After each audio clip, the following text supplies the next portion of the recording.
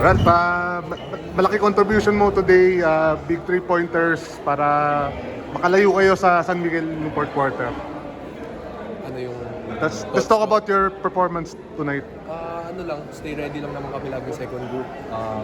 Gusto namin na laging maging fresh yung ano namin, first unit namin. And yung sinasabi ni Coach Jim na we want our first unit fresh. So, nabibigyan ko ng extended minutes ngayon. So, yun, making the most out of the opportunity lang kami. Not just me, kahit sila Jason, sila Kuya Nard. So, lahat kami sa second group. May mga times na gagawa mo to in a regular game, pero gaano kalaking bagay sa'yo na nagawa mo to in a semi-final game, San Miguel pa kalaban?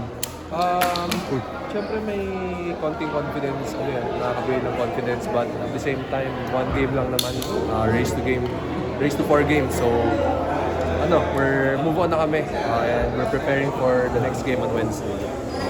I think it's been quite a while since you shot this well in the game. Or did it feel lang na pumapasok halos na? It feels really good, syempre, pag lalo nakakatulong ka sa team mo and nakaka-shoot ka sa semis pa. So, I think nagawa ko naman na before, so tinatrust ko lang yung work ko lagi. So, kahit di ko mag-other games, confident lang ako lagi.